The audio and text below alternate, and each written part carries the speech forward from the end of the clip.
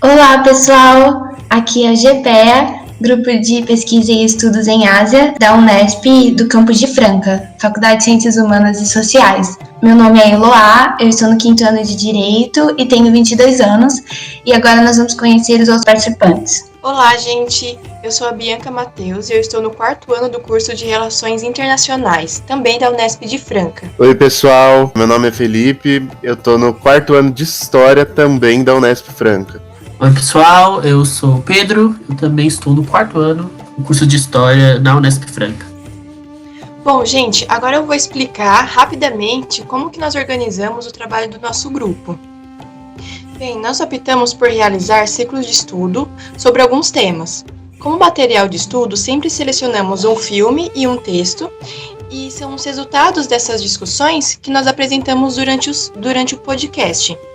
Então, hoje nós vamos conversar um pouco sobre questões referentes ao Tibete, e o nosso ponto de partida foi o filme 7 anos no Tibete, de 1997, o texto International Conflict in Tibet, da Juliette Guittard, publicado em 2018, e o texto A Origem da Tão Chamada Independência do Tibete, disponível no site do governo chinês, em que consta o posicionamento do governo da China em relação ao Tibete. Bem, agora nós vamos apresentar alguns pontos que nós achamos mais relevantes durante a nossa discussão. Então, para nós iniciarmos essa conversa sobre o Tibete, a sua influência na Ásia e seus desdobramentos culturais, né, vamos dizer assim, o meu grupo, a gente optou por estudar as sociedades budistas, né, que existem no Tibete. O país é o maior difusor dessa religião, vamos colocar assim. Então, na história principal, nós temos o Siddhartha Gautama. Ele nasceu em 560 a.C. e morreu em 480 a.C. também. E foi o primeiro a ocupar o espaço do Buda, né? O Siddhartha, ele era um príncipe, e ao ser levado a um templo de um mago, né, o Abhaya, que era o patrono da divindade do seu clã, ele foi previsto que ele seria transformado em grande imperador e presenciaria grandes cenas difíceis. Para que isso fosse evitado, né, o imperador, pai do Siddhartha, ele buscou exilar o Siddhartha o máximo possível para que ele evitasse o encontro com essas dificuldades. Mas, como a gente conhece os acasos da história, né, o Siddhartha um dia saiu do palácio e viu as 4 cenas, que são a doença, a velhice, a morte e a mendicância. Então, a partir daí, nós temos uma epifania no Siddhartha, e ele acha necessário encontrar um remédio para extinguir esses sofrimentos, e inicia o seu caminho para alcançar o estado de Buda, né? Após a morte do Siddhartha, a libertação final, foi o budismo, ele começou a se espalhar pela Ásia pouco a pouco, e chega ao Tibete nos anos 600 depois de Cristo, através de monges budistas indianos. Podemos destacar o Santarakista e o Padmasambhava. Eles juntos fundaram o primeiro monastério do Tibete no ano de 700, e foi a primeira escola de tradição tibetana. A partir daí, o Tibete, ele cria a sua própria variação do budismo, o budismo Vajrayana, né, que ele usa técnicas de iluminação para difundir um tipo de sabedoria passiva, e possui uma natureza completamente indestrutível, para preservar esse clima e esse estado de paz, né? A partir desse momento, o Tibete, ele começa a desenvolver a sua relação com o budismo, e ela ultrapassa as práticas religiosas e entra também na formação da sociedade, fazendo assim integrar-se com decisões políticas, econômicas e sociais, sendo assim criando uma sociedade que é tanto regida pela religião, assim como é regida pela política. Assim, chegamos no ponto do século XVII, onde o chefe espiritual e o chefe de Estado são a mesma pessoa, que é o Dalai Lama. por muito tempo. O Tibete ele continua isolado, não sendo protagonista de muitos conflitos na época, pelo menos ainda não registrados em textos históricos, né? Mas a partir do século XX, precisamente em 1959, ele é invadido pela China, a China de Mao Tse-tung. E o Dalai Lama ele se torna refugiado na Índia e passa a exercer o governo em exílio. A prática da fé, como a gente pode ver, ela está relacionada com o engajamento social político desde os tempos do fundador, né? E a partir deste momento, um conflito de maior porte acontece, o Tibete entra num ponto central dessa disputa de territórios, né? A gente pode entrar na questão, para tratar sobre religião e poder, a gente pode entrar no desenvolvimento do Tibete como nação, né? Ele é uma nação de duplo poder, e isso significa que a religião tem um papel importante, mas ainda assim ela não é uma questão teocrática, né? Existe um congresso que ele é oficializado no ano de 1963, a partir de uma eleição feita pelo Dalai Lama. Existe também um Supremo Tribunal que faz as decisões mais justas possíveis dentro da realidade do país, né? Então, a gente tem um país que ele é certo, se a gente for ver nas decisões políticas, vamos dizer assim, né? Claro que tem os desdobramentos históricos que podem nos levar para visões mais extremas. Então, a partir do 1960, com a invasão da China, que retoma o Tibete com os dizeres que essa nação foi fundada por tribos chinesas, e assim ela faz parte do território chinês. Nós temos uma série de rebeliões tibetanas que culminariam em uma quebra da relação chinesa e o Tibete, né? Então a gente entra em um conflito moderno que a gente consegue observar até hoje, né? Então, quando a gente fala que a relação entre o Tibete com a religião e a política é abrangente, a gente está falando de uma comissão para as ações do povo tibetano para alavancar a formulação de uma constituição e promulgar esta, né, para um Tibete livre, né? Então fica sendo conhecida uma monarquia constitucional parlamentarista. Sendo assim, a gente tem alterações em 1991, onde a CTPD, que é a Comissão do Povo Tibetano, ela assume não só uma questão de congresso, mas também assume assuntos religiosos, culturais, educação, finanças, saúde e etc. Tendo assim a união do religioso e do político, né? Então, como a gente pode explicar a relação do Tibete com uma nação que entende de política, mas ainda assim tem um conflito tão, vamos dizer assim, primitivo com a China, né? Então, a gente tem as suas disputas econômicas, como a gente pode ver, a disputa do caminho do chá no século XVII, entre a China e o Tibete, e também a gente está falando de um período do mundo onde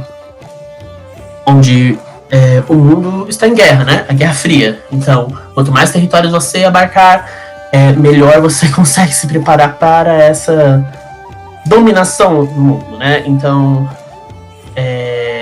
a partir do momento que a China invade o Tibete, países como Inglaterra e Estados Unidos, eles entram em contrário à China, né? Ela quer impedir isso.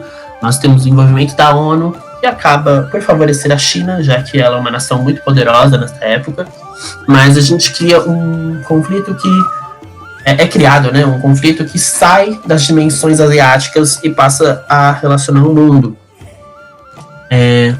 Nós temos, até os dias de hoje, o famoso protesto de celebridades americanas, que pediam pelo Tibete livre, e muitas delas não entendiam o que estava acontecendo claramente, era só seguir a manada.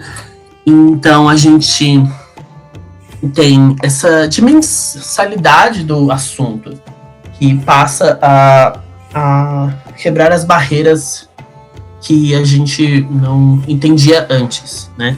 Eu acredito que o podcast, ele tá aqui pra gente entender melhor quais são essas relações, e ele será melhor desenvolvido adiante.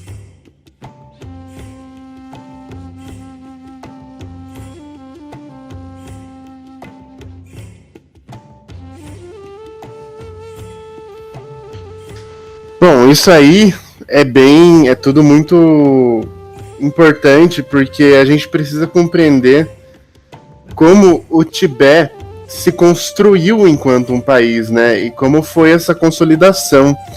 E aí, como a gente pode ver, foi desde sempre, desde muito tempo, uma construção com conflito. E uma coisa interessante que a gente pode só comentar sobre tudo isso é que toda vez que a gente estuda alguma situação histórica que se passou na antiguidade, como o acesso à documentação sobre o assunto é escasso, geralmente a gente acaba conseguindo por outras formas, em especial com a ajuda de arqueologia e tudo mais. Então, assim, é sempre importante e é sempre interessante, quando a gente está estudando a antiguidade, a gente olhar para essas coisas com um quê de dúvida, entende? Mas, enfim, o Tibete, ele sempre se construiu de forma conflituosa, sempre através do conflito foi como ele, digamos assim, entre aspas, se determinou. Né? Isso é uma coisa que o historiador que a gente usou para estudar, né, o Tom Grunfeld, na sua obra The Making of Modern Tibet, ou seja, a construção do Tibete moderno. E aí, como é que funciona? Né? Como é que esse autor aponta pra gente? O primeiro a unificar a região do Tibete foi um homem chamado Songtsen Gampo, que nada mais fez que continuar a política de controle sobre as tribos vizinhas que o seu pai tinha começado. Reconhecendo o sucesso dessa unificação, ele percebeu que isso atrairia atenção externa. E aí, em 641 d.C., o Songtsen Gampo, ele se casa com a princesa Wencheng da dinastia Tang chinesa, estabelecendo a primeira relação entre o Tibete e a China.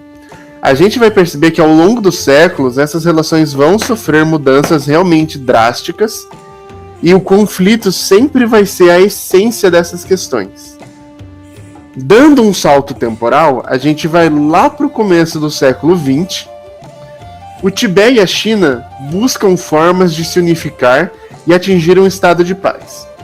O 13º Dalai Lama e o então presidente da China, Yuan Shikai, começam a conversar politicamente e diplomaticamente sobre os papéis do Tibete e da China nessas relações entre esses países, e a gente acredita, a gente interpreta, com a documentação que temos disponível hoje, que essas relações foram proveitosas, especialmente porque mais missões diplomáticas foram enviadas e, em 1930, por volta de 1930, um escritório em Lhasa foi estabelecido para os diplomatas chineses. Os anos que se seguiram à morte desse Dalai Lama foram vistos por observadores externos, em específico os britânicos, como um momento em que a China reasseguraria o seu controle sobre a região, o que fez com que ela também enviasse diplomatas e missões para lá para tentar assegurar os seus interesses e tentar frear esse controle chinês. Já na Segunda Guerra Mundial, ali 39 a 45, o Tibete vai aproveitar para criar o seu próprio Ministério de Relações Exteriores em 1942, para formalizar relações multilaterais que eles possam fazer, ou seja, relações que levem em consideração tanto os interesses do Tibete quanto os interesses dos outros países. E aí, qual que era a grande ideia desse ministério? Era dar suporte para o seu pedido de independência. Então, o Tibete, ali na metade do século XX, vai começar a pleitear bastante independência na comunidade internacional, vai buscar formas de conseguir apoio para essa independência. Isso vai até acabar causando um acidente diplomático que não vai acabar tendo consequências mínimas, mas vai acontecer um acidente diplomático numa conferência não oficial de relações asiáticas em Nova Delhi, em 1947. A Comissão Tibetana leva a sua bandeira e o seu mapa, mostrando-se separada da China. Teve protestos, como eu falei, mas como não era uma conferência oficial, acabaram não tendo muitas consequências. Com a Revolução Chinesa, o governo tibetano expulsa a delegação chinesa, e para o Grunfeld ele enxerga essa expulsão mais como um sinal de fraqueza do governo chinês, que não conseguiu se manter no Tibete, do que um sinal de força e independência do Tibete. Ou seja, isso é muito importante, porque como a gente está falando de um país que está pleiteando na comunidade internacional a sua independência, expulsar a comissão diplomática do país, que também está clamando o seu território, pode parecer uma movimentação de força, uma demonstração de que eles são capazes de se manterem independentes. Mas o Grunfeld não enxerga dessa forma. Para ele, isso aí foi fraqueza do governo chinês. Então, quando o Partido Comunista toma a China, o Tibete pede auxílio para a Índia. Só que a Índia, ela não quer se comprometer com esse novo governo chinês. Então, as tropas que ela manda são mais como apoio moral para o Tibete do que um envolvimento formal nesse conflito. A Inglaterra acaba assumindo a mesma postura. O que significa que, no final das contas, o Tibete, que estava tentando assegurar relações multilaterais para poder pleitear sua independência, acabou ficando sem ajuda de ninguém. E como a gente está no meio do século XX, a gente está falando do quê? A gente está falando de Guerra Fria. Se a gente está falando de Guerra Fria, a gente está falando de um país em específico que fez a maior cruzada anticomunista do mundo, os Estados Unidos. Para onde que o Tibete vai pedir ajuda? Para a única pessoa que ele tem, né? No caso, para o único estado que sobrou, os Estados Unidos. O autor, Grunfeld, acredita e salienta nos seus estudos que a intenção do governo chinês era trazer mudanças de forma lenta e respeitar os costumes do Tibete. Quando o Tibete sinaliza que vai buscar a ajuda dos Estados Unidos, a postura chinesa muda, e eles passam a dizer que, se houvesse interferência dos norte-americanos, essa postura de mudança gradual iria mudar. Isso vai acabar causando um ciclo vicioso, ou seja, vai acabar causando um ciclo de ameaças, em que os americanos anunciam a sua intenção de eliminar o governo chinês, que viam como uma ameaça direta e que estavam respondendo à altura. Em novembro de 1950, Xinhua, a agência de notícias da China, a nova agência de notícias, anuncia que o presidente Mao Tse-tung do Governo Popular Central e o comandante em chefe Chu Te do Exército de Libertação do Povo estão profundamente preocupados com a prolongada opressão do povo tibetano por parte de britânicos e do imperialismo americano e pelo governo reacionário de Chiang Kai-shek, e ordenaram que seu exército se mudasse para o Tibete para ajudar os tibetanos a se livrarem da opressão. Então a gente tem aí o Tibete tentando ser independente e os Estados Unidos e a China, cada qual com seus motivos, combatendo internacionalmente por essa região. É interessante ressaltar isso que o Luna falou, é que, como eu disse na minha fala também, existem visões extremas de se ver como se deu essa ida da China ao Tibete e como foi recebido pela dimensão internacional, né? A Maria Alicia Palazzo, uma historiadora da UNB, ela fala que a gente pode comparar a invasão da China ao Tibete como um processo de colonização que Portugal, Espanha e as outras nações europeias fizeram dentro da América do Sul e na África. Bom, gente, como o Luna e o Pedro disseram, as relações entre China e Tibete datam de períodos bem distantes, né? E foi um processo marcado por muitos conflitos, né? A relação entre China e Tibete. Entretanto, uma outra questão que chamou muito a nossa atenção foi que as reivindicações de ambos os lados estão conformadas nos moldes do Estado soberano. Por exemplo, a China afirma que o Tibete sempre esteve sob sua soberania, entretanto isso é uma afirmação bem complicada, porque o desenvolvimento desse conceito é muito recente e fruto de processos que ocorreram principalmente na Europa, devido a pressões sociais e econômicas daquela civilização, com o fim da Idade Média, né? Então, assim, por exemplo, a China tenta caracterizar um período, assim, há mais de 700 anos atrás, né? A partir desses moldes. Então, é bem complicado a gente analisar essa questão, né? Se tratando de um período tão longo, né? E a partir dessas características, né, do Estado moderno. Mas assim, devido a vários processos, como a colonização, o imperialismo, essa estrutura do Estado moderno, né, ela foi levada para outras localidades e acabou sendo incorporada, muitas vezes de forma ahistórica, né, porque a gente às vezes tem essa impressão que o Estado sempre existiu, ou que ele era o resultado final, né? Eu não sei vocês, mas, por exemplo, quando eu estava na escola, esses questionamentos acerca das organizações políticas, né? Sinceramente, assim, tipo, eu nunca tive, né? Então, parece que o Estado era o resultado final mesmo, e que era a única possibilidade de organização do poder e das sociedades, né? Ou que então depois Ai, me perdi. Corta.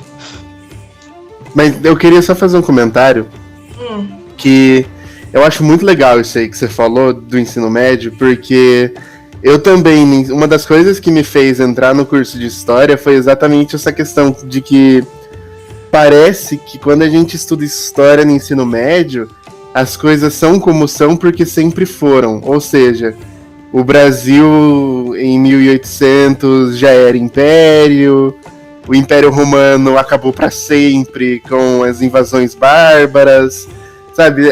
A gente tem a impressão de que não só o Estado, mas todas essas grandes construções históricas sempre estiveram ali. E não é bem assim, é tudo resultado de processo, existe uma interferência humana, uma junção, agrupamento, sociedades, civilizações, enfim, diversos conceitos que mudam com o tempo. Eu achei realmente muito legal esse comentário que você fez, porque é uma coisa que eu penso muito, assim, eu já percebi várias vezes isso. Todo mundo sempre fala de história como se a história tivesse sido imediata e eterna, mas não, é sempre um processo. Sim, Luna, é exatamente isso, assim, que eu fiquei me questionando, e a gente se questionou, né, durante as nossas reuniões de grupo sobre essa questão mesmo, porque essa é a impressão, quando a gente pensa, por exemplo, no Estado brasileiro, né,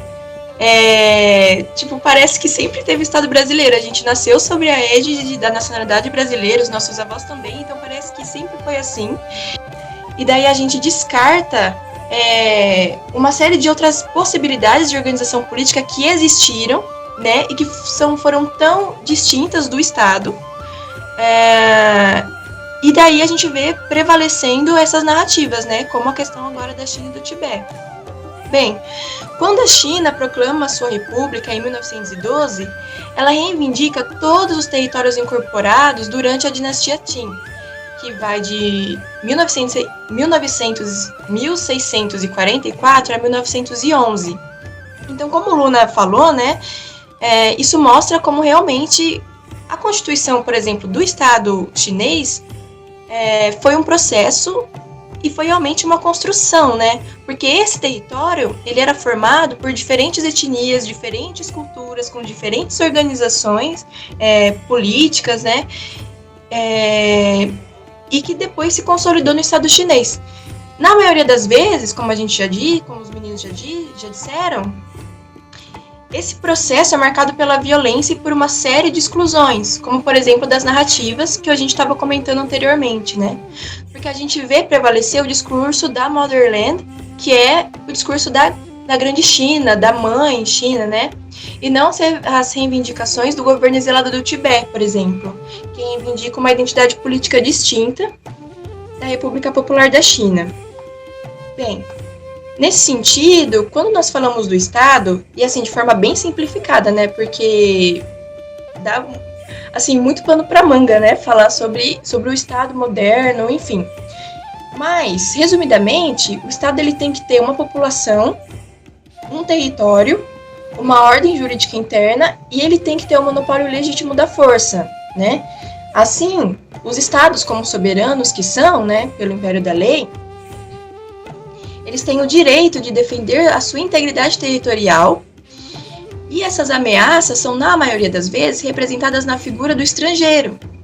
No caso da China, né, o argumento que ela utiliza são dos interesses imperialistas, como já foi comentado anteriormente, e assim, essas reivindicações, as reivindicações da China, né, elas acabam sendo legitimadas pelo direito incontestável do Estado de garantir a sua integridade territorial. Por isso que a independência do Tibete em 1912, dentro desse argumento, ela perde a sua validade, porque a China argumenta que justamente foram esses interesses imperialistas pela fragmentação do seu território que criaram, como podemos dizer, disparates como esse, né, da independência do Tibete. Esse disparate com aspas, tá, gente? Não é minha opinião, só estou falando como que está lá no texto, né, da China, como ela caracteriza a independência do Tibete. Bem, mas a gente não pode perder de vista também que o sistema internacional, por todos esses motivos que a gente falou, né, ele é um sistema social, no qual os estados se relacionam e também todos esses conceitos estão emaranhados nessas relações sociais, né? Embora muitas vezes, como a gente já comentou, a gente tenha a impressão que certas coisas são naturais, né? Estiveram aí sempre. Essas estruturas como se elas sempre estivessem aí. E como se fossem as únicas organizações possíveis, né? Mas não é bem assim. Até porque, gente, os critérios para reconhecimento de um Estado, eles também são bem subjetivos. Por exemplo, um Estado deve reconhecer o outro como soberano e vice-versa. Então, assim, é um processo, são relações sociais entre os Estados, né? E daí é claro que dentro do sistema internacional tem várias questões que vão pesar muito, como o poder político e econômico de um Estado, né? Então, como a gente vai comparar ali, como a China conseguiu se constituir, como ela tem uma influência tão grande no sistema internacional, comparado ao Tibete, que é uma região muito importante e bem grande, né, que foi dividida entre várias províncias da China, depois da Revolução Cultural, mas não tem como comparar, assim, né, bem complicado. Então, essas relações, esses interesses, eles pesam muito. Como que os outros estados, eles podem se posicionar a favor, por exemplo, do Tibete, do governo exilado, né, do Dalai Lama, em relação a isso, quando podem ter as suas relações prejudicadas com a China. Então é bem complicado.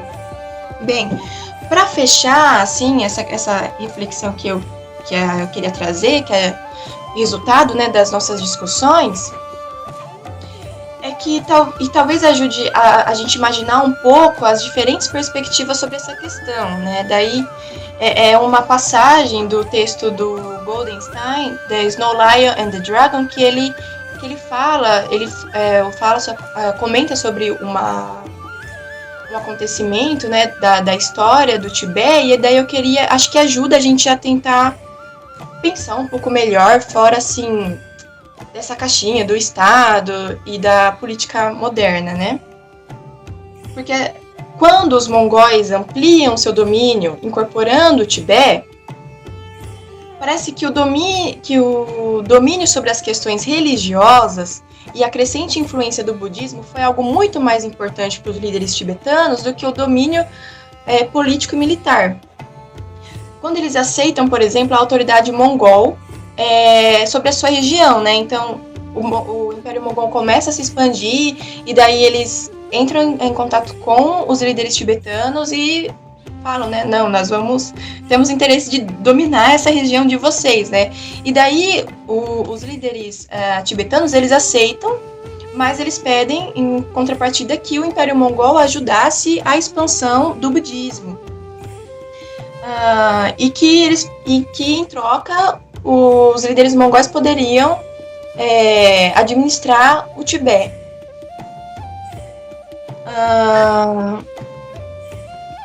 Alguém quer fazer? Eu achei interessante que isso que a Bia falou agora, da relação entre os mongóis e os tibetanos, é porque a gente consegue entender como essa relação entre o político e o religioso é recente, né? Tipo, tem o quê? 60 anos só, desde que o Tibete tem a sua constituição. Então, é interessante ver como eles aceitaram essa dominação mongol, desde que não tocasse na questão da religião, né?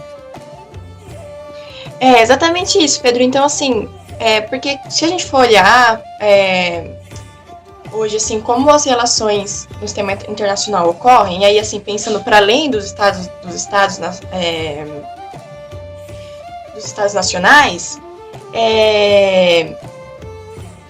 o que importa, por exemplo, a economia política internacional, né, como os estados conseguem desenvolver a sua economia, e aí tem uma noção de desenvolvimento, né, bem específica, que tem como ápice os estados europeus, os Estados Unidos, né, e aí, mas você tem outras sociedades, por exemplo, o Tibete, que se preocuparam, que tinham como preocupação outras questões, por exemplo, a religião, né, que são, a gente pode falar, são outras cosmologias, né, outras formas de organizar e de pensar, então, que dão valores diferentes a outras coisas, né?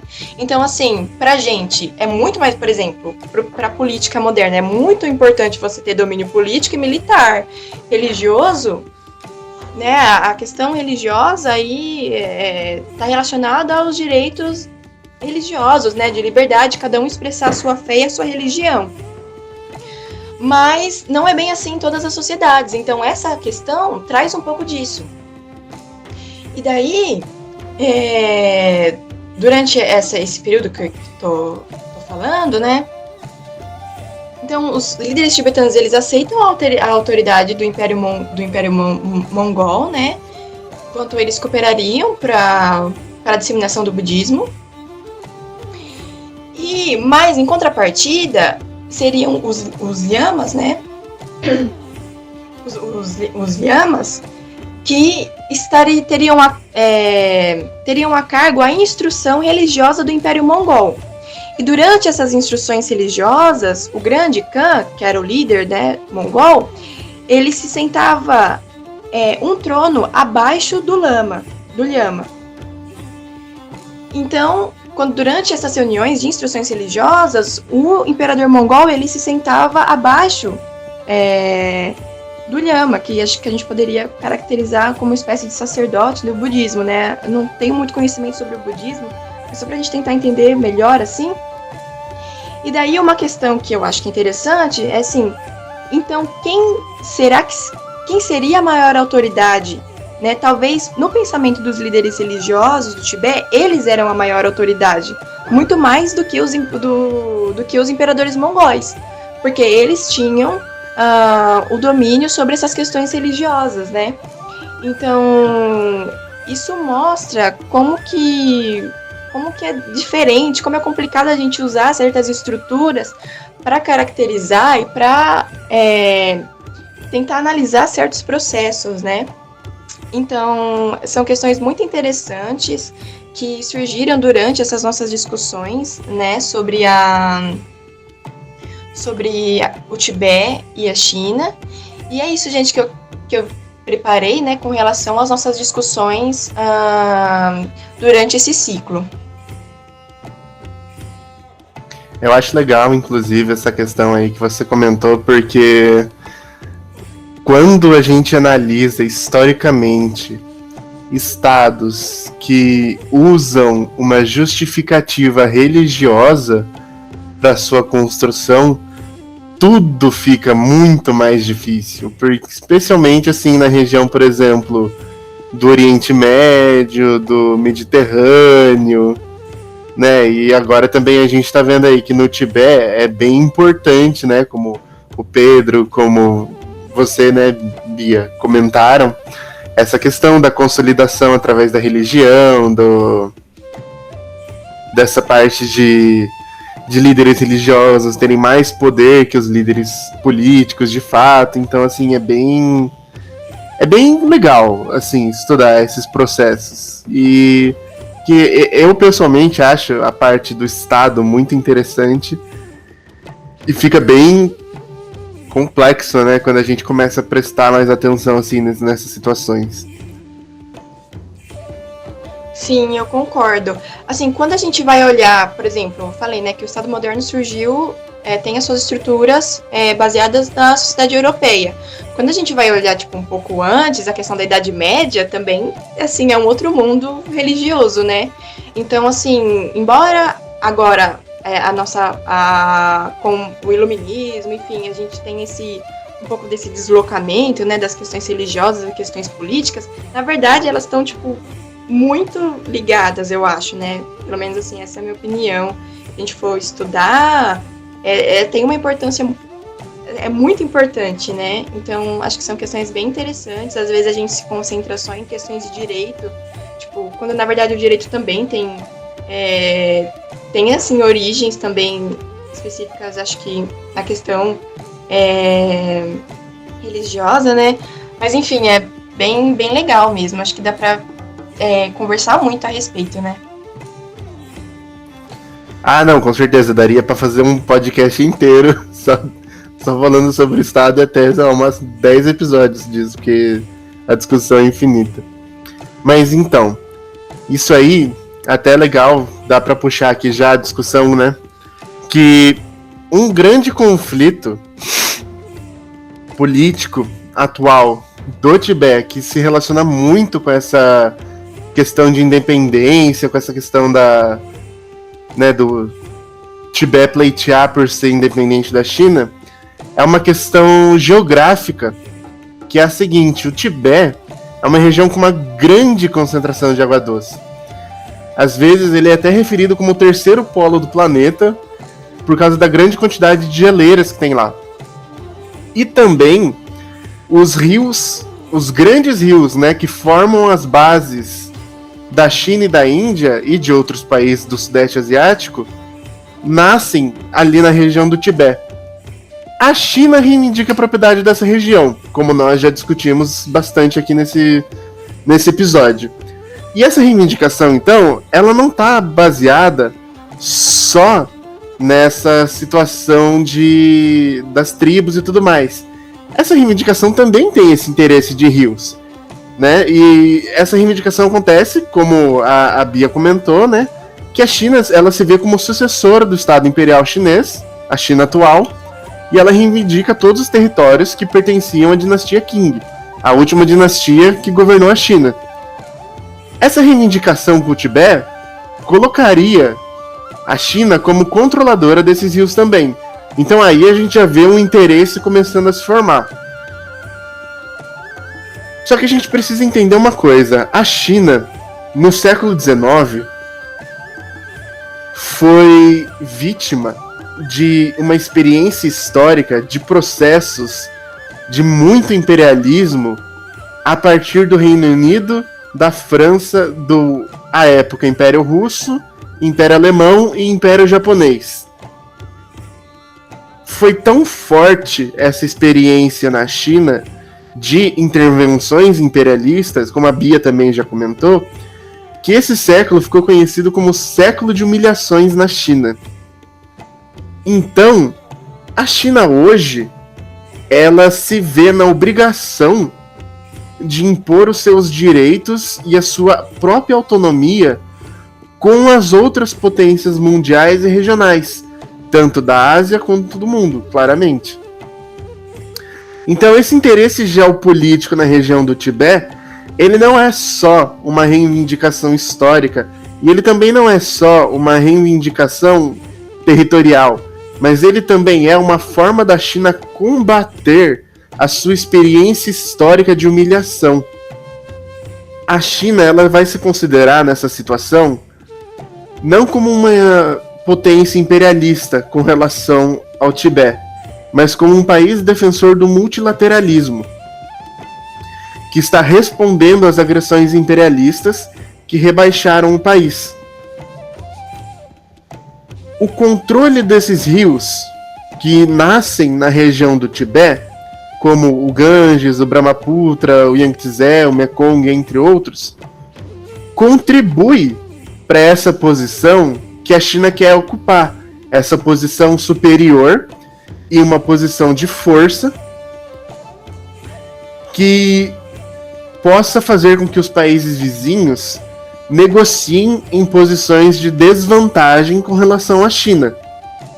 Na visão da China, isso pode ser entendido, lembrando que é uma interpretação, a gente não está falando de verdades absolutas aqui, e nem fazendo afirmações, é uma interpretação possível de acordo com o processo histórico chinês de ter sido humilhado pelo imperialismo externo, de que a China faz essa movimentação de tentar controlar o Tibete pela questão territorial também dos rios, para se proteger contra possíveis tratados desiguais que possam ser oferecidos ou impostos atualmente, como eles foram durante o século da humilhação. Ficou complexo? Vamos tentar explicar de um jeito um pouquinho mais simples, um pouquinho mais, como posso dizer, didático. Quase metade da água que alimenta os rios da região da China e da Índia tem uma origem próxima da Índia e próxima da região do Tibete. Se a China controla o Tibete, a China controla os rios. Se a China controla os rios, que são extremamente importantes para a agricultura e indústria, a Índia, por exemplo, vai estar numa posição em que ela vai ser não necessariamente obrigada, mas ela vai estar numa desvantagem muito grande com relação às negociações que ela possa vir a fazer com a China. E o motivo pelo qual a China quer controlar esses rios é porque a China já esteve nessa posição de desvantagem.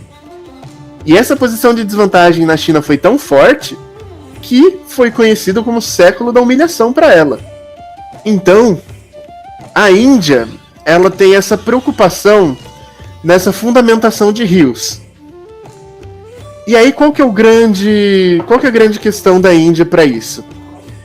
No plano quinquenal de 2011 a 2015, o governo chinês planejou a construção de uma série de novas usinas hidrelétricas com o objetivo de suprir a demanda por irrigação e energia que a China tem. Essa tentativa da China de controlar a água da região se estendeu não só para suas alianças e investimentos regionais, como também para toda a região próxima à Índia, como o Paquistão, por exemplo. A China prometeu financiar, nesse plano, uma série de 5 barragens que formariam uma grande cascata na parte norte do rio Indo, que promoveria energia e irrigação para a região, mas também afetaria o suprimento de água e o fluxo de lodo que enriquece os solos usados para a agricultura dessa mesma região. Ou seja, a Índia viu uma movimentação chinesa que desviaria o curso dos rios para melhorar o seu suprimento energético e, ao mesmo tempo, isso causaria prejuízos à agricultura da região, que é muito forte para a Índia. Outra preocupação que a Índia tem com relação à China nessa questão dos rios é que a China simplesmente desvie um dos rios para atender a própria demanda, coisa que ela já fez no passado, E isso traria diversos problemas, porque como a gente citou aqui, esses rios eles são usados para agricultura, são usados para indústria. Se um desses rios é desviado, a gente está falando de um monte de água que vai deixar de fluir para a região da Índia. Ou seja, é um impacto colossal, tanto em todas as atividades econômicas da Índia. Outra preocupação é de que a China use esses rios, que ela não depende, não os rios que ela depende, os rios que ela não depende, como forma de escoar lixo industrial, porque a indústria chinesa está num boom atual, ou seja, está crescendo muito rápido. Esse medo é uma grande discussão entre a China e a Índia, porque em 2017, quando o rio Siang se tornou negro, por causa de dejetos químicos e lixo industrial, aconteceu o colapso da produção de arroz na província de Arunachal Pradesh, assim como na comunidade pesqueira. A China alega que isso foi um terremoto que aconteceu no mesmo período. No entanto, fontes locais indianas relatam que o rio já tinha se tornado negro antes do terremoto. E por fim, a China tem acesso a dados valiosos que ajudam a gerenciar enchentes e flutuações desses rios. Por causa disso, a Índia e a China assinaram 2 pactos desde 2008 sobre o compartilhamento de dados para gerenciar melhor os cursos de água que ambos os países compartilham. Esses acordos vêm tendo um efeito positivo na gestão da água e ajudam a controlar as inundações. Só que essa dependência de informações também causa certos atritos. Porque em 2017 também aconteceu um evento conhecido como um impasse de 73 dias no Doklam, que foi um evento entre a Índia e a China, no qual a China, supostamente, de acordo com relatos locais da Índia, reteve dados hidrológicos para os rios Brahmaputra e para o rio Sutlej, que seria uma violação do acordo, o que resultou em enchentes nos estados de Assam e Uttar Pradesh. Desse modo, a Índia não gosta dessa dependência e ela vê esse controle pela China dos rios como nada mais do que muito problemático para suas próprias relações. Então aí a gente vai ter o quê, né? Para juntar toda essa carambada de informações aí. A gente vai ter então essas dificuldades entre a Índia e a China lutando pelo controle dos rios, e no meio desse conflito gigante a gente tem o Tibetezinho só tentando ser independente. Como o Luna colocou, a China tem vários interesses na região que vão muito além da questão de soberania apenas pela questão histórica e, enfim, tudo que o pessoal já comentou. E, juntamente com o argumento de que a China detém a soberania sobre o Tibete, uma alegação que foi usada desde o começo na invasão no meio do século passado era de que a China precisava libertar as massas de servos e desenvolver a região para trazer prosperidade ao povo tibetano, porque naquela época o Tibete se encontrava sob uma servidão feudal caracterizada por uma ditadura de monges e nobres. E aqui é importante a gente se atentar ao uso do termo relativo ao feudalismo, porque dá a entender que o feudalismo europeu se enquadrasse facilmente na experiência tibetana. E a gente sabe que não é assim. Mesmo que tenha algumas semelhanças, são contextos completamente diferentes. E esse uso de termos ocidentais pela China é uma forma de se fazer ouvir, de se enquadrar no cenário internacional, no contexto da globalização. E bem, desde o começo da invasão chinesa da região, a China adotou uma política de significação que significa mitigar a cultura tibetana através da imposição da cultura chinesa. E isso começou com a presença militar da China no local, juntamente com o culto ao Mao Tse Tung na época. Também ocorreu a reestruturação da organização, a reestruturação da forma de agricultura, criação de comunas e também muitos templos e objetos sagrados foram destruídos, bem como figuras religiosas foram perseguidas. E como a gente já pôde perceber, pelo que os colegas exporam, a religião é a base da cultura tibetana. Então, o impacto que esses acontecimentos trouxeram foram muito grandes, e a gente precisa ter em mente de que eles continuaram ao longo do tempo, até hoje. Bem, a China tentou estabelecer um diálogo no começo, ainda que nos seus termos e que as circunstâncias da assinatura do acordo dos 17 pontos precisam ser analisadas mais a fundo em relação ao consentimento do Tibete.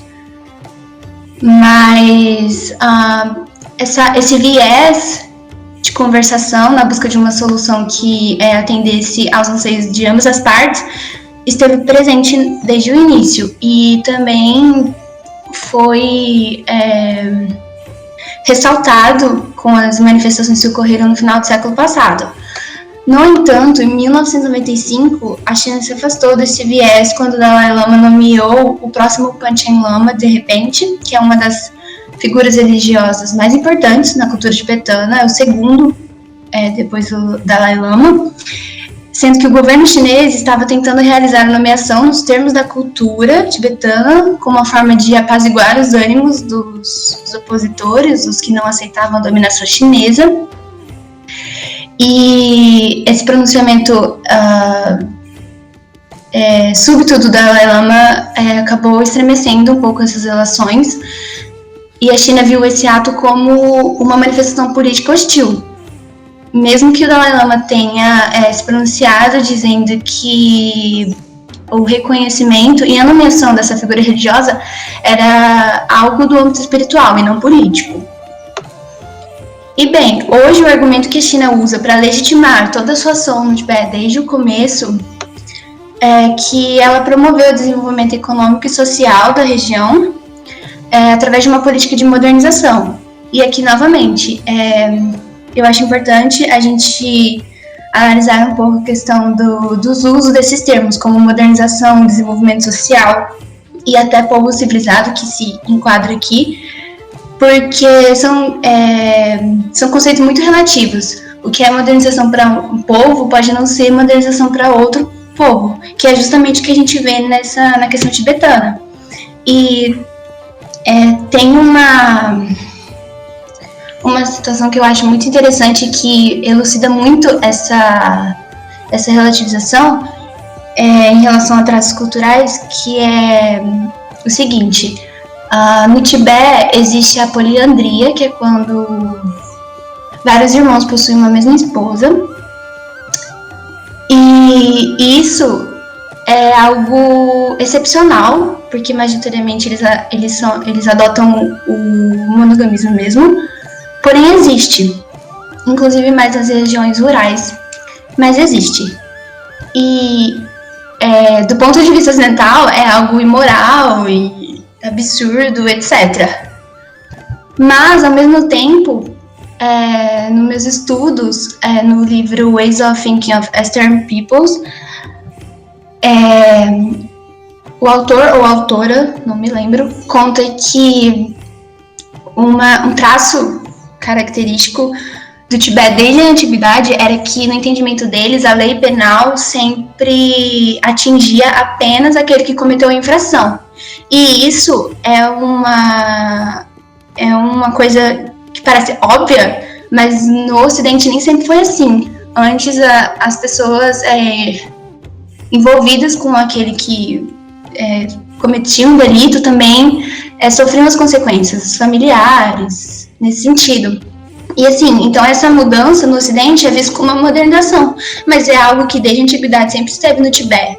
Então a gente tem que tomar cuidado com isso, porque como nós podemos afirmar que uma outra civilização é moderna ou não de acordo com a nossa história, a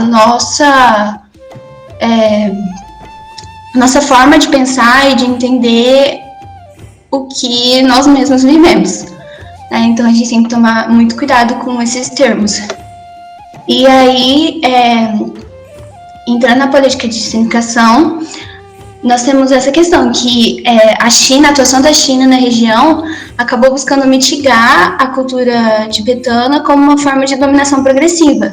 Porque nós sabemos que, embora a identidade cultural não seja um fator determinante de uma nação soberana, porque existem, estados multiétnicos, inclusive a China, ela pode ser um fator muito importante nessa composição, como é o caso do Tibete. E essa mitigação se deu através da imigração chinesa para a região, sendo que eles não adotam a cultura local e, muito pelo contrário, eles impõem a cultura chinesa na região. O Dalai Lama até já se pronunciou sobre essa questão, dizendo que se os chineses quisessem ir para o Tibete, eles deveriam adotar a língua tibetana e viver conforme os costumes tibetanos, mas não essa é a realidade. Também nós temos a indústria turística, que demonstra o uso da religião quando convém, porque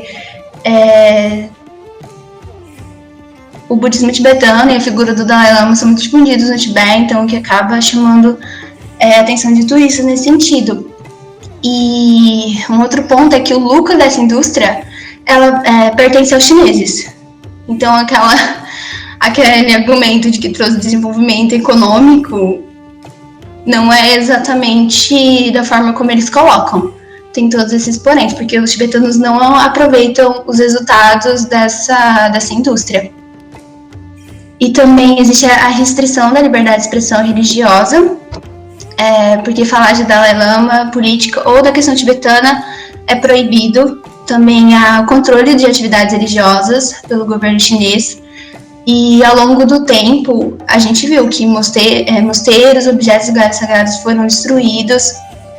E também tem a questão da prisão e execução arbitrária de líderes religiosos. Além disso, os templos foram obrigados a começar a pagar tributos e os monges foram submetidos a trabalhos forçados também. Isso que a Eloá falou sobre as restrições de liberdade, né, que acontecem no Tibete, nosso grupo, em geral, tem esse conhecimento, né, porque, primeiramente, a gente tentou estudar Taiwan, né, e é o que está acontecendo também lá no Taiwan, essa restrição dentro das questões políticas, dentro das questões religiosas, dentro das questões sociais, para que a China consiga fazer essa completa dominação do país, né? Não é só ações que envolvam o internacional, mas também, essas repressões dentro de protestos, né? Que a gente consegue observar a restrição. Bom, gente, eu quero também, seguindo a fala da Eloá, eu queria só fazer, 3 comentários. A primeira coisa é que a Elo acabou de citar a questão do Estado multiétnico, né? Na minha fala lá em cima, quando a gente estava comentando sobre a questão do Estado, esqueci de mencionar, e que bom que ela falou, porque é uma questão muito importante. Porque embora a construção dos Estados estejam relacionados às forças nacionalistas, né, aos nacionalismos, o Estado multiétnico, ele também existe e ele tem o direito, né, de proteger o seu território, mesmo tendo diferentes etnias, né, dentro do seu território. Então, ele tem esse direito de resguardar a sua integridade territorial. Então, é uma questão muito importante. E daí também tem várias discussões dentro disso, mas acho que é importante só citar um ponto, né? Não tem como a gente também discutir tudo aqui, até porque a gente tem um tempo para não ficar muito corrido. Mas, nossa, é muito importante citar essa questão também. Aí eu queria fazer também um breve comentário sobre a questão do Luna. Desculpa, gente, se eu estiver, voltando demais, mas é que me surgiu agora. E como essa questão dos rios é super estratégica, né? assim, nossa. E como que, assim, a independência do Tibete, ela poderia mudar toda a administração desse recurso estratégico, né? Tipo, tem os rios lá, e daí, por exemplo, tem a independência do Tibete, daí vai ser um outro estado, e daí vai ter relações diferentes com a comunidade internacional, e aí vai poder gerir de forma diferente esse recurso tão importante. Então, isso mostra como, né, como a Luna falou, como a preocupação da China é tão grande em relação a isso.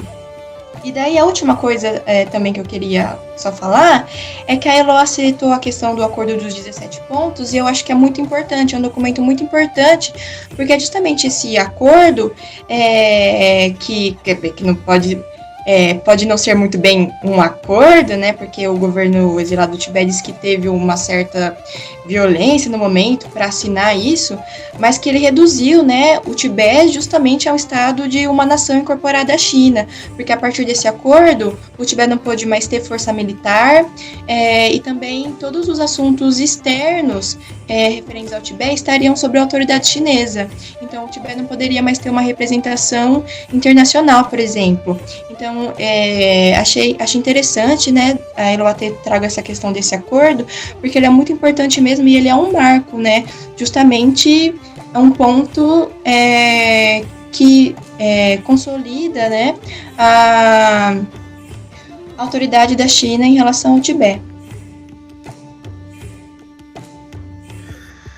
Então, eu acho bem legal essa questão aí que você citou, Bia, que a gente consegue perceber que esse negócio dos rios é muito estratégico, sabe?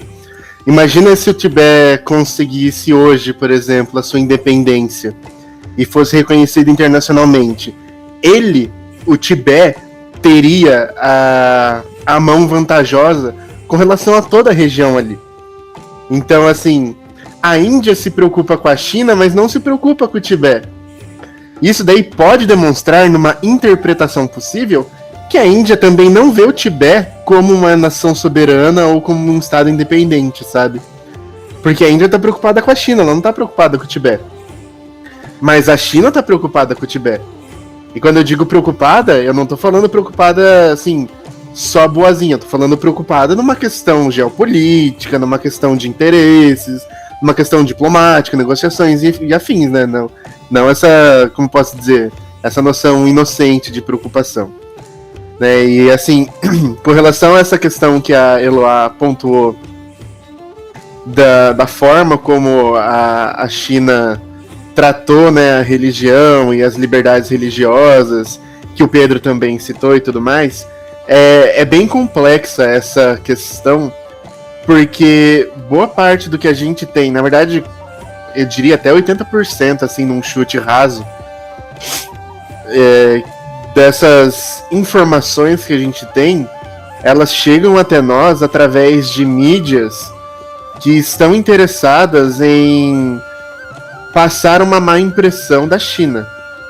Então é sempre importante a gente olhar essas documentações com um olhar crítico, porque existem diversos relatos de chineses e de observadores externos, como observadores britânicos, por exemplo, e observadores até mesmo da Coreia do Sul, de que a China, ela trata essa questão religiosa de uma forma totalmente diferente da que a gente geralmente vê relatada por aí, da violência, do extermínio religioso. Então, assim, é aquilo que o Pedro comentou no início, aquilo que a Bianca explicou na hora que o grupo dela escolheu os materiais.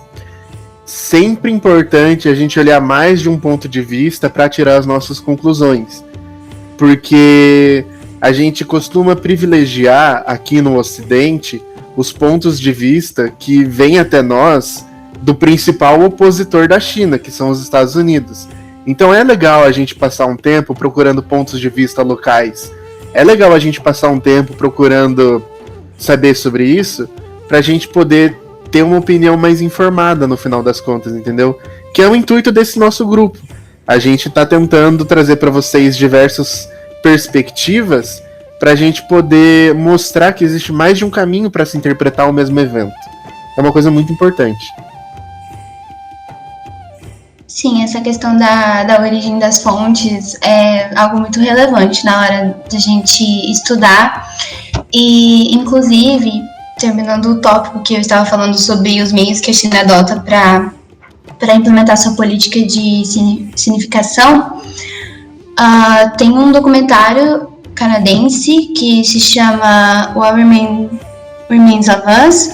Ele está disponível no YouTube e ele mostra uma descendente tibetana que mora no Canadá, né, indo para o Tibete e levando uma mensagem do Dalai Lama aos tibetanos. E tem uma parte que os jovens, são vários jovens homens naquele momento, e eles falam que as escolas chinesas também são uma forma de mitigar a cultura tibetana, porque elas acabam disseminando o entendimento nas gerações mais novas de que a China de que a China domina o Tibete, né? E também eles comentam que aprender tibetano é praticamente inútil, porque a maioria das pessoas mais novas falam somente chinês, mandarim. Então a gente percebe, assim, a língua, que é uma característica muito importante de uma cultura, está sendo praticamente apagada. E também tem uma outra passagem que os tibetanos comentam, que eles não veem a modernização que a China supostamente trouxe à região de uma forma positiva, porque eles entendem que a terra deles está sendo destruída pelos chineses. E aí a gente volta naquilo que eu comentei no começo, a relativização desses termos. A gente tem que ter muito cuidado com isso, principalmente quando a gente tem toda essa questão das fontes que o Luna colocou, que às vezes a informação que a gente recebe, ela tem toda uma filtragem de perspectivas, né? Dependendo de como a gente, de onde a gente procura, de onde ela vem, enfim. Então, eu recomendo muito esse documentário, porque das fontes que eu consegui ter, foi assim, um dos principais, principalmente da questão cultural, porque você vê os próprios tibetanos contando o que está acontecendo. E uma observação é que esse documentário, ele foi filmado durante um período de tempo. Se não me engano, foi do finalzinho do século passado, 1900 alguma coisinha, até 2004. Ele data de 2004, mas tem esse período de filmagem.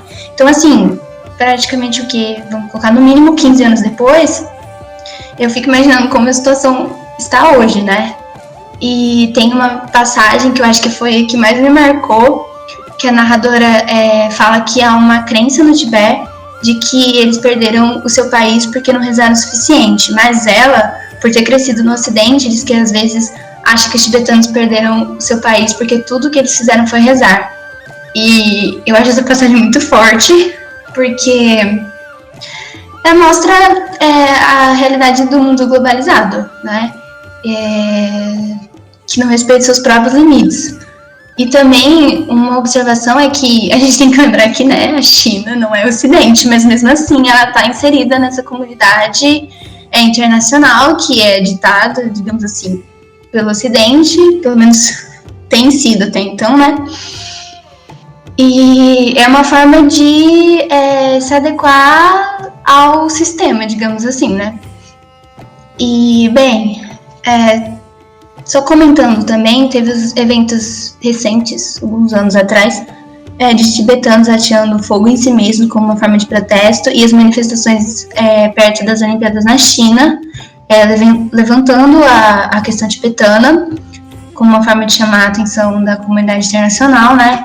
E a gente vê que a preocupação com os direitos humanos, como tomou muito destaque recentemente, acabou reacendendo um pouco essa questão, mas é aquela coisa, né? O primeiro passo para lidar com o problema é reconhecer que ele existe, mas para por aí. Tipo, existe a preocupação com os direitos humanos, mas nenhum país, ou organização até, se impõe de forma mais definitiva ou presta apoio ou declara apoio ao Tibete de forma mais definitiva, né? É praticamente impossível imaginar qualquer país que seja no contexto atual indo contra a China. Então, a gente só pode esperar que o resultado seja mesmo uma continuação dessa política de significação e, com o tempo, a cultura tibetana talvez seja realmente apagada. Até porque o Dalai Lama está bem velho e a China tem todo esse controle sobre as futuras nomeações e não é muito positivo o cenário, digamos assim. Então, o que a gente pode concluir, né, diante a nossa discussão, né, de hoje, é o quão importante observar as diferentes visões diante de um único evento, né? A gente discutiu aqui sobre a visão da China, a gente discutiu aqui sobre o Tibete, sobre como o cenário internacional lidou com isso, como a gente consegue evoluir o nosso pensamento sobre a história, né? Como, por exemplo, a Bia e o Una deram seus exemplos do ensino médio para a faculdade, né? Então, a gente pode concluir que é uma discussão muito rica, que a gente poderia continuar aqui por horas, mas que é essencial para o desenvolvimento da Ásia em si. Bom, eu sou o Pedro e nós ficamos por aqui com mais um episódio do GepaCast. É isso então, gente. Esse foi o nosso episódio de hoje. Espero que vocês tenham gostado e que ele motive vocês a estudar mais sobre a questão. E é isso. Até a próxima. Tchau, gente. Muito obrigado aí por quem está acompanhando e assistiu mais esse episódio. Eu acho que tem algumas questões mais atuais referentes ao Tibete, né? E a relação entre China e Índia, a relação entre as questões referentes àquela fronteira. Mas, enfim, a gente tentou abordar um pouco mais as bases mesmo dessa discussão. Quem sabe a gente possa fazer um novo episódio atualizando melhor essas questões. Um grande abraço a todos. É isso, gente. Fiquem sempre atentos às fontes que vocês consomem, porque no mundo globalizado, como bem colocou o Eloá, todos têm um interesse. Então, mantenham-se críticos e obrigado por acompanhar o GepaCast. A gente se vê no próximo episódio.